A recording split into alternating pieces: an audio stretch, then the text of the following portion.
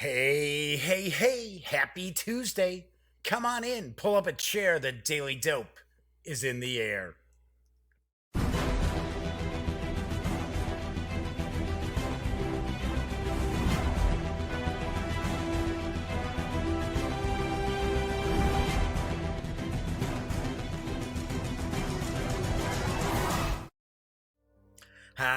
Howdy, gang. Yes, I'm Jeff McAleer, back once again as your host here at The Daily Dope, presented by thegaminggang.com. Tonight is Tuesday, June 25th, 2019. It is episode 321 of The Daily Dope. So welcome aboard. Tonight I am going to unbox and take a first look at Volcanic Isle, which is from Pendragon Games Studio and Arcane Wonders. This was a Origins game release. It is not in stores just yet. It will be arriving on July 10th into your friendly local game stores. So I am going to unbox that and take a quick peek at it. I know a little bit about the game, so we'll talk about that as well. Do want to mention, if this is the first time you've joined me, this is a very casual show. Just me kind of pontificating. I usually share some tabletop gaming news, do some game unboxings, maybe do some game reviews, maybe page through an RPG book, do an RPG review, what have you. It's pretty casual. It is a live show, I do want to point out, so it's a little bit different than probably many of the shows that you're used to watching about tabletop gaming as well. Because it is a live show, there is chat available on YouTube. It's not on screen. It's one of the ways that I keep some of these stranger commenters at bay, but I do pay attention to the chat. So if you'd like to say hello, or maybe you've got a question, or maybe there's something about Volcanic Isle you'd like to get a closer look at, by all means, chime in and I will respond. If you like the video, please give it a quick thumbs up. If you check out some of the videos on the Gaming Gang channel and you happen to like them, by all means, please subscribe. And if you do, don't forget, ring that little bell, because not only will that tell you when a new video is uploaded to the channel, because I do some standalone videos, I do convention interviews as well, but it will also notify you when the stream goes live within about 5 minutes or so of the stream starting. And of course, do me a favor, tell a friend about thegaminggang.com or the Gaming Gang channel or the Daily Dope. Or all three. In fact, maybe tell 2 friends. All right, so as I mentioned, I like to talk about some tabletop gaming news. I've got a little bit tonight. I know there are some folks out there who are not fans of me sharing the tabletop gaming news. If you are one of those people, by all means, look in the show notes below. Once the video has been rendered, I'll have the pretty much the time codes, the time stamps on there, so you can skip past the tabletop gaming news of the day and jump right into the unboxing if that's what you would prefer. But anyway, this October, Thames and KOSMOS are teaming up with Paradox Interactive to bring Cities Skylines from the PC to the tabletop, and I've got the dope.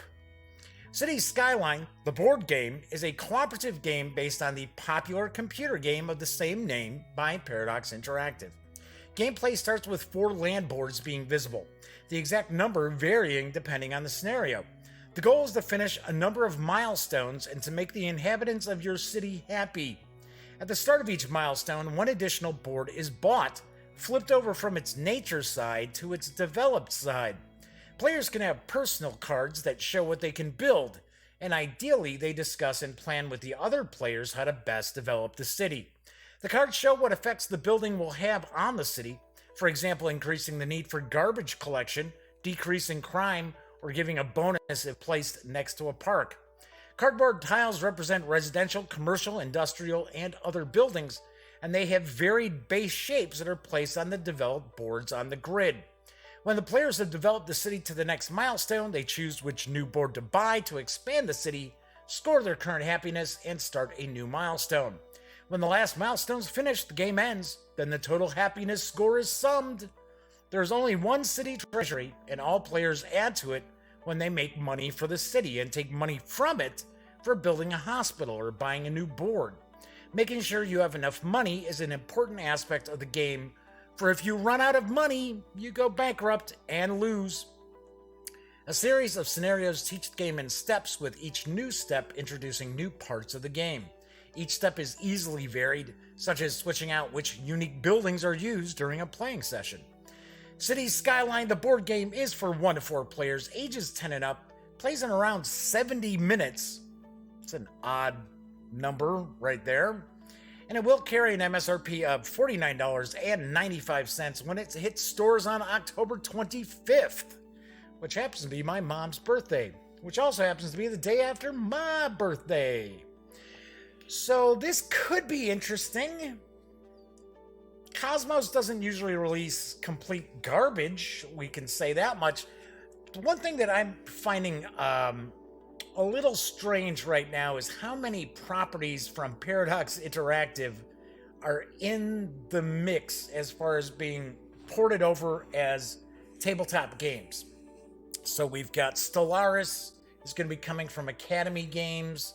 We have Crusader Kings, Hearts of Iron, and we also have Europa Universalis.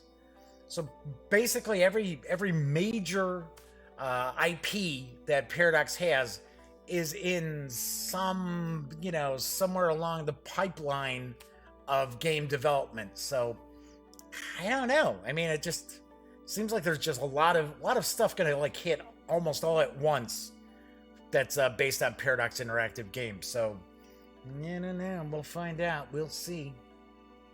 My next news piece. Following a successful Kickstarter, Keymaster Games will be bringing their game Parks to retail this September. Here's the dope.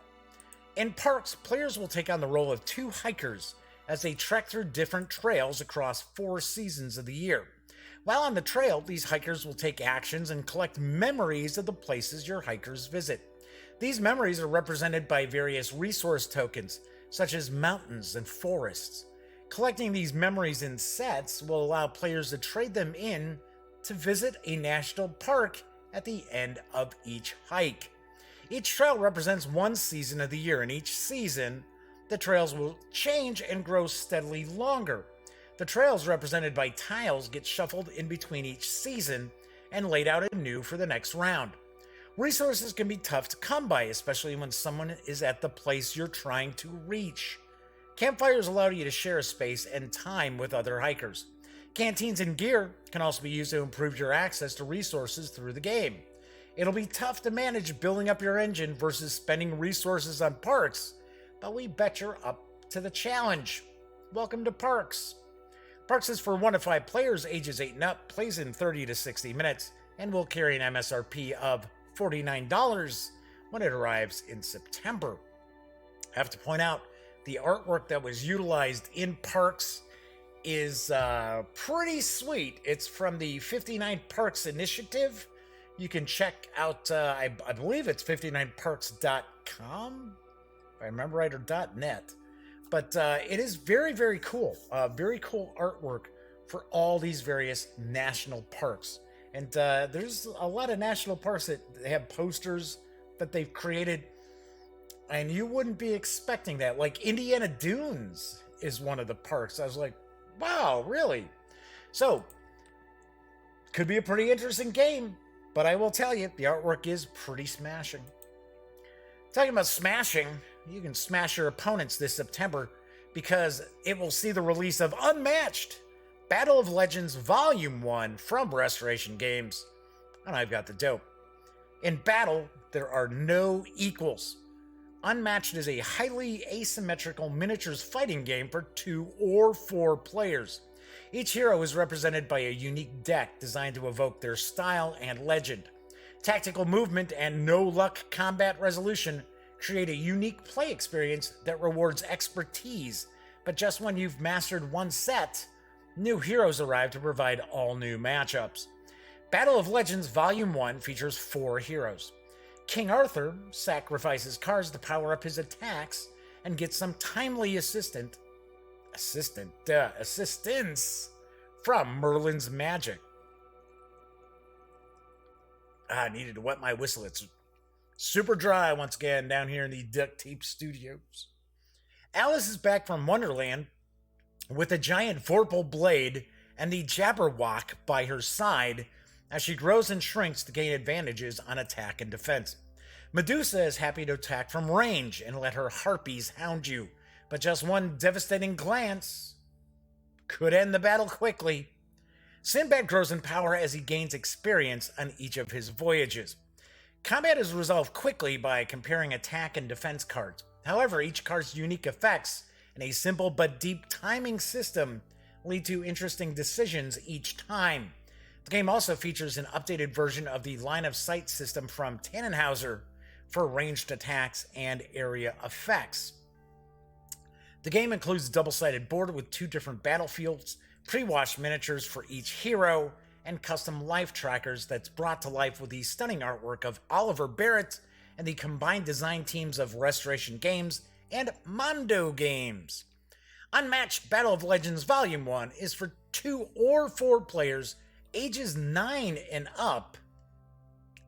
This is a battle game? You're killing each other, it's 9 and up? I don't know. Plays in 20 to 40 minutes and will carry an MSRP of $39.95 when it hits stores in September. And Hubcam 210 is in the house as far as chat. Good to have you pop it in.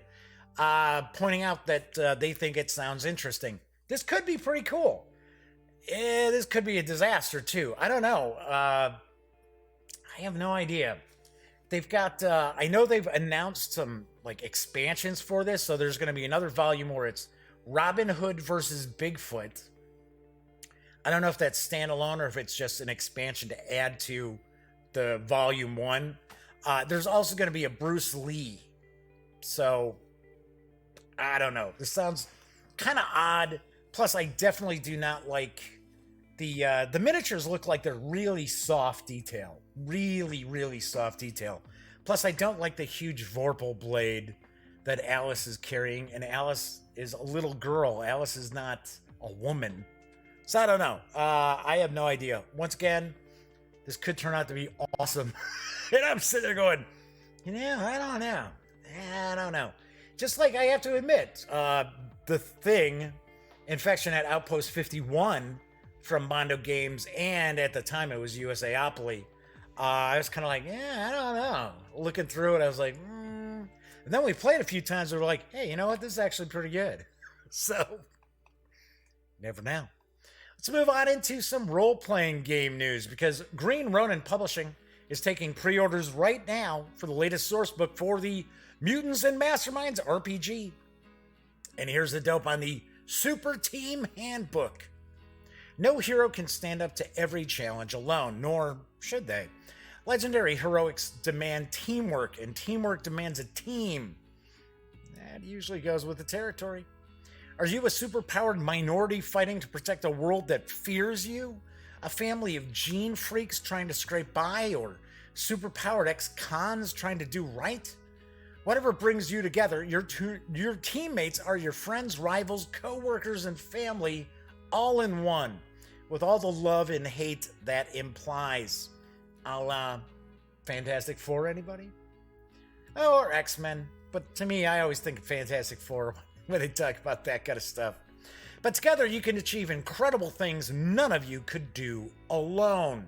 Whether a ragtag band of vigilantes falls in together by accident, or Earth's greatest protectors trying to work as a single unit, heroes are always more than the sum of their parts. The Super Team Handbook sourcebook for Mutants and Masterminds puts the focus on the heroes and their team, with details for players and game masters alike to make their team cohesive, dramatic, and fun. Understand what it means to be a team and form a common identity and responsibility, and when to buck the system and rebel. Learn the ins and outs of not just cooperation. Heroes can work closer together than ever before with new team-focused powers, advantages, and attack options. In addition to new game material, the Super Team Handbook presents 8 pre-made hero teams, ranging from power level 5 to power level 12, to serve as campaign kickstarters to kickstart your campaign, not a funding Kickstarter, with guidelines, resources, and advice for running a variety of heroic campaigns. along with background and stat blocks for their members to use as player characters, rivals, or villains. Will you save the planet as part of the globe-hopping, unique battle to keep the urban jungle safe as one of the street-brawling Furoboro 4, or take on ancient aliens from the cockpit of your giant robot as a member of Magnaforce? Whatever you choose, your friends stand by your side. You can score the 160-page full-color hardcover from Green Ronin for $34.95. Cool deal. I am curious. Oh, so Hubcam says, grew up with the Hanna-Barbera version of the Fantastic Four. Yes, with Herbie the Robot. Yeah, for some strange reason, they could not have the Human Torch. So it was Herbie the Robot instead of the Human Torch as part of the Fantastic Four. And I remember the cartoons were okay. They weren't terrible. But yeah, just... It's like, where's the... What? No Johnny Storm? What's going on here? This is crazy. But kind of funny, because I just floated a poll out on Twitter today. I was curious, what superhero role-playing game are people really tending to play right now? And of course, unfortunately, Twitter doesn't give you an opportunity to put more than 4 selections. So one of them had to be other. But I had Mutants and Masterminds, Villains and Vigilantes, which is still around, and also Tiny Supers. But there was Champions, there's Masks. I would have thrown all of those in to the poll if YouTube would have given me more options. So, kind of curious. I was kind of curious what people are kind of gravitating towards. Tiny Supers, I have heard, is pretty popular. I like Tiny Dungeon. Tiny Dungeon's pretty cool. All right, so my final news piece. The latest supplement has arrived in PDF for the Monster of the Week role-playing game. Here's the dope on Tome of Mysteries from Evil Hat Productions. Open the tome, if you dare. In the Monster of the Week role-playing game, hunters must solve all manner of mysteries before they can save the day. The Tome of Mysteries expands their options and magnifies their peril with a wide variety of GMing advice, essays, rules, and mysteries from the Monster of the Week Roadhouse Regulars online community. Tome of Mysteries requires Monster of the Week to play. In this supplement, you'll find 8 new alternative weird moves that go beyond use magic, 4 new hunter playbooks, the Gumshoe, the Hex, the Searcher, and the Pararomantic. Support for weird phenomena-type mysteries like those found in Fringe or the X-Files. Tips and techniques used by experienced keepers. And 29 fully detailed mysteries ready to drop into your game. So grab your friends and your gear. It's time to unlock the Tome of Mysteries. The 278-page Tome of Mysteries is available in PDF from DriveThruRPG for $12. That is a smoking deal for a 278-page PDF. $12. But of course, you do have to have Monster of the Week to be able to utilize that. And I gotta be honest, Monster of the Week is one of my favorite Powered by the Apocalypse systems that are out there that I have looked through. I have not looked through all of them, but I find it pretty interesting, especially for those out there who kind of want to run their own sort of like Supernatural show now that Supernatural is coming to an end. So yeah, pretty interesting, pretty cool stuff. And do want to mention, speaking of DriveThruRPG, the Gaming Gang and thus the Daily Dope are affiliates of the One Bookshelf sites. So if you are going to go to, say, DriveThruRPG or Wargame Vault, by all means, please stop by thegaminggang.com, click on one of our banners. Drive-Thru's up top, Wargame Vault's down on the bottom. That way, if you do make a purchase at either one of those sites, I get a small portion of that sale. And I point it out all the time. It's a very small portion, but all of that does add up. All right, so that's it for the news today. So what is coming up on the Daily Dope through this week and into next? And stupid me, I'm talking yesterday. I'm like, oh, this is what's coming up next week. completely forgot Thursday is the 4th of July. It's like, oh yeah, that's right. So there will be no show, no episodes of The Daily Dope on Thursday or Friday of next week. That's not to say that I won't have some pre-recorded video that I might release on those days, because I am going to shoot some more standalone video stuff probably this weekend. But on tomorrow's show, it's Wargame Wednesday, so I will be unboxing and taking a first look at Peloponnesian War from Mark Herman and my friends over at GMT Games. This is big, this is beefy, it's ancients, and I believe this is 1 or 2 player. So, gonna be taking a peek at this. Get the feeling it's probably relatively complex. So we'll find out. We'll get an idea when we look through it. Then on Thursday's show, yes, finally gonna do a review again. I will be reviewing Warhammer Fantasy Roleplay, the starter set from my pals over at Cubicle 7 Entertainment and Games Workshop. I've already been cluing people in a little bit. It's good stuff, Maynard, as my friends and I used to say. Then on Friday's show, this is pretty heavy box, so yeah. I'm gonna unbox and take a first look at Champions of Hera from Greenbrier Games. This has some minis in it. It's supposed to be kind of a pretty gonzo setting where all these realities have kind of smashed together. So it's got a cooperative and a versus portion to the game. And I'm not sure if you have to play versus and cooperative every time you play, or if there's just certain aspects, certain play styles that you can adopt. We'll find out. Then on Monday's show, I will be reviewing Sorcerer from White Wizard Games. This is their big new release. We took a look at this last week. I got it to the table once. I'm going to get it to the table a couple more times before I do my review. And mum's the word right now. So we already saw that the component quality is top notch.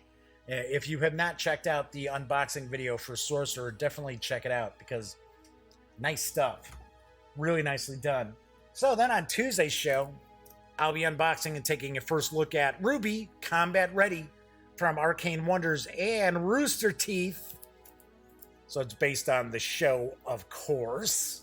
So that will be on Tuesday's show. And then Wednesday, I will be reviewing the modern edition of Warfighter from Dan Verson Games. Once again, give you a little clue. It's excellent. It is really, really good. Dan Verson Games does some really, really great solitaire war games. And in this, you don't have to play solitaire. You can have other players and you're working cooperatively. So, yes, but you can play it solitaire as well. So that is what's cooking on the Daily Dope, both through this week and into next. As I mentioned, 4th of July and 5th of July, I will not have a live show. So then I've got San Diego Comic-Con coming up next month as well. I gotta be honest, I like going to Comic-Con. It's really draining. We walk like 20 miles every day. No joke, about 20 miles. Because my best friend Elliot Miller has his little app. And it's like every day, about 20 miles of walking. So it kind of takes a lot out of you. It takes a lot out of you. And it's a lot of money there. Yeah, I don't know. I'm up in the air. I'm going, but it's not like I'm sitting there going, yeah, we're going. I'm kind of like, I guess I gotta go. So, anyway, all right. So let me pull down Lil Whizbub as a reminder that because the GamingGang.com as well as the Daily Dope are pretty much not-for-profit endeavors here, I do remind people that if you like the website, if you like the show, if you like the channel here on YouTube, please consider making a small donation to Lil Bub's Big Fund and the American Society for the Prevention of Cruelty to Animals.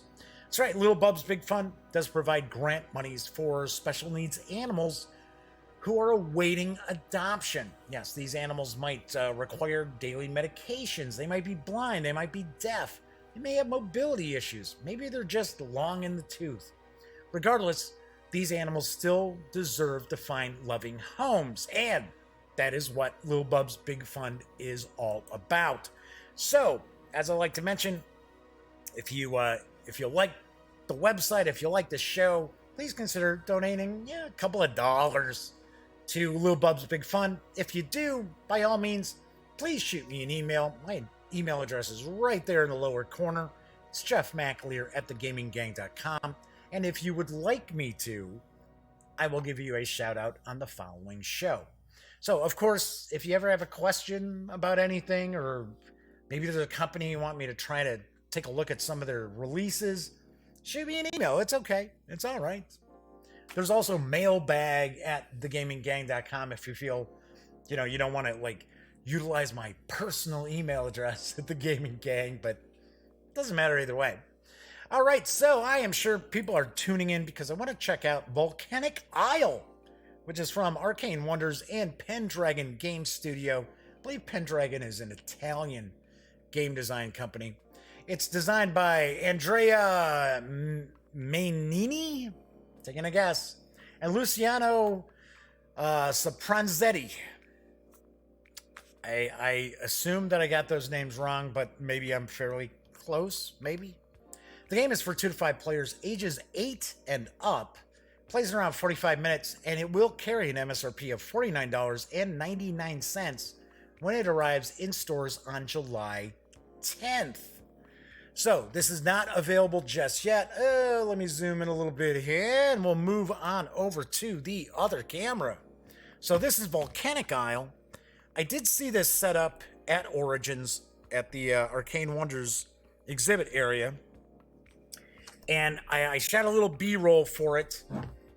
And it was pretty funny because Tony over at Arcane Wonders, who I did an interview with as well, I usually talk to every year.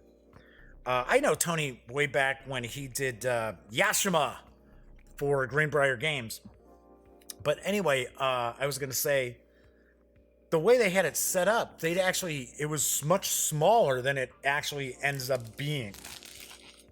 So this could take a bit of space on your table as you build the island.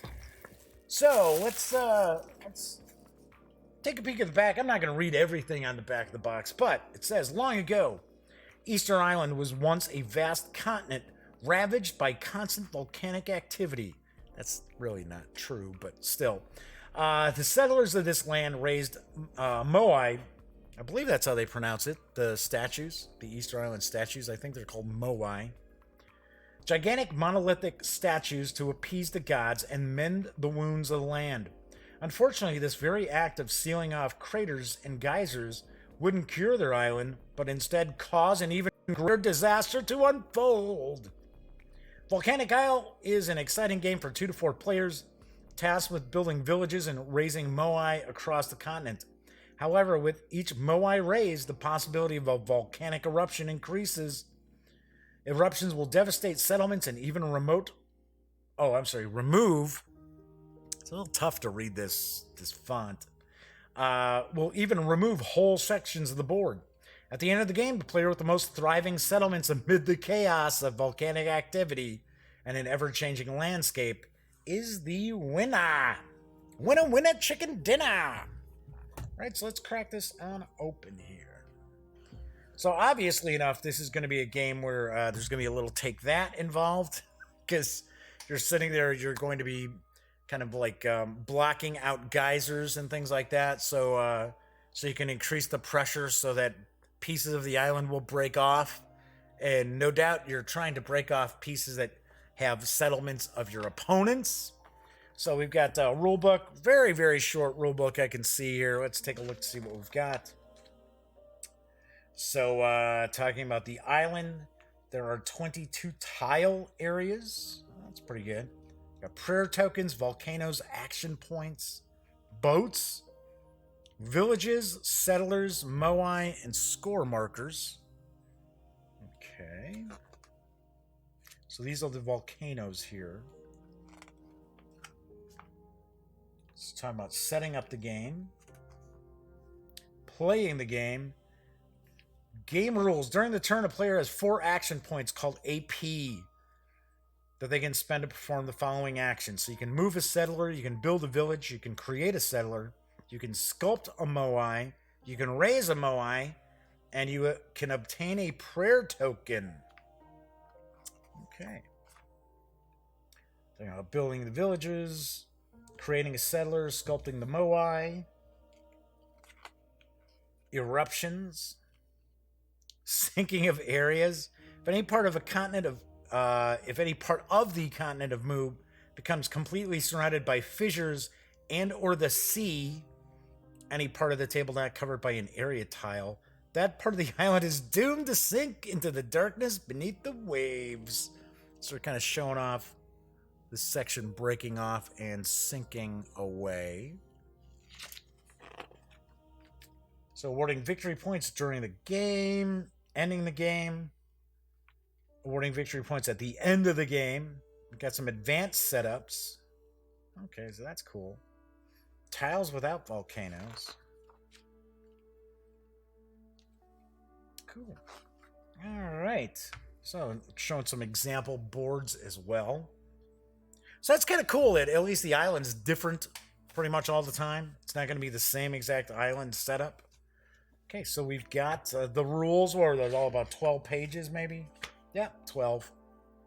I didn't even notice it's got 12 right there. Yeah, okay, 12 pages. So there's that. Let's take a look at some of this other stuff. So we got a little score sheet here. It's just paper, but it's finished. It's got a bit of a linen finish to it. So that's to track victory points, no doubt. Then we're going to probably have a bunch of these. Yeah, we do have quite a few of these punch boards that have sections of the island, as well as it's probably going to have the prayer counters and things like that. I think that they showed that that was the first player marker. I think these are the player action point markers. There's a volcano there. There's the 4 boats that they were talking about in the rules. I believe these are fissures, where you're going to lay these out to kind of break off pieces of the continent. So there's that. More volcanoes. These are cut pretty well too, because they're just popping right on out. So see, they're numbered on the back. So we've got the 2 here, and then it's got a big 2 there. You can see like so. I wonder if these are like eruptions or lava flows. I didn't see anything about lava flow, though. No, we've got to worry about the fissures. Okay, so we got these. More sections of the island. There's the prayer tokens down here. And over here as well. Got section 1. And more of these. I'm curious. I'm going to take a look to see what those are in the rule book. All right, and then we've got more sections of the continent, as well as more fissures and more action points. So we've got quite a few of these. Put that back on top there. Let's see what it said that was. They're lava. Okay, so I guess they are lava flows. All right. Okay, cool deal. All right, what else we got? We got a bunch of these little tokens and stuff. So we've got a die with an eruption. Might as well zoom in. I'll zoom in on this stuff. There we go. So we got this eruption die. Some faces of the die are blank. Come on, you. Let's go. There we go. Is it 3 blank and 3? No, there's 2 blank and 4 eruptions. It's kind of funny, and it's cut. It is not laser printed on there. It's not a sticker. That is actually a cut die there. So then we've got the different colors. So I believe we're going to have villages, we're going to have the settlers, and we're going to have the moai. So I'm not going to open up every single color here. But we do have the blue, the purple, got the yellow here, and then we've got the red. So let's open up the red. Take a look at some of these. So there's a moai, there's a village, and here's a settler. So, pretty good detail on these. We'll zoom even further in. Well, make sure that we're getting that to focus on this. So that is the settler, villager, what have you. So, where is it? Little like little outfit here. So we've got that. Okay, so then we got the village, which is basically a kind of like a thatched roof hut. Actually, the detail on this is pretty good. And then it's even got a little doorway. Is that a doorway or a window? Yeah, I guess that's supposed to be a doorway. Where, yeah, they didn't have to go through that, do that detail to it. So we've got that, and then we got the moai here. That is the moai. My finger out of the way. So, pretty cool. Nice. These are plastic. So, and as you can see, there are quite a lot of these. As I zoom back out, quite a lot of these in each of the colors. So we've got the villagers, or I should say settlers. We have the villages and the moai in the 4 different colors. We've got the eruption die. Zoom a little further out. There we go. We've got the various punch boards with these sections of the island, as well as lava and prayer tokens and so on and so forth. We've got the victory point tracker here, and we got the 12-page rulebook.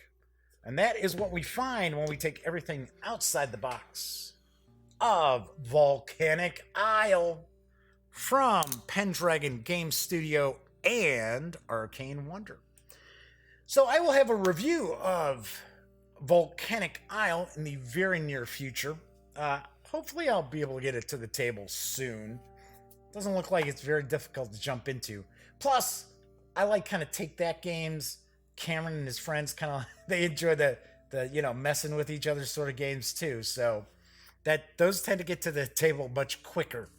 So anyway, so that is it for today's show. As I mentioned, on tomorrow's show, it's Wargame Wednesday. So I will be unboxing and taking a first look at Peloponnesian War from GMT Games, designed by Mark Herman.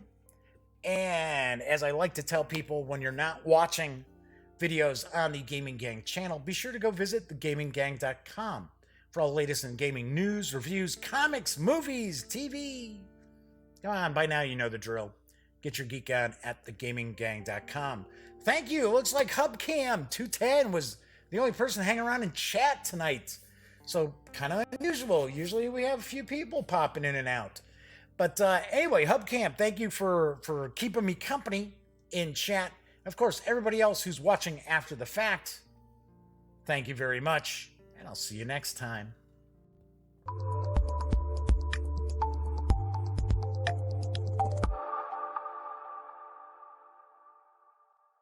Thanks again for watching The Daily Dope, presented by The Gaming Gang. If you like this episode, be sure to give it a quick thumbs up. And if you dig the channel, please subscribe.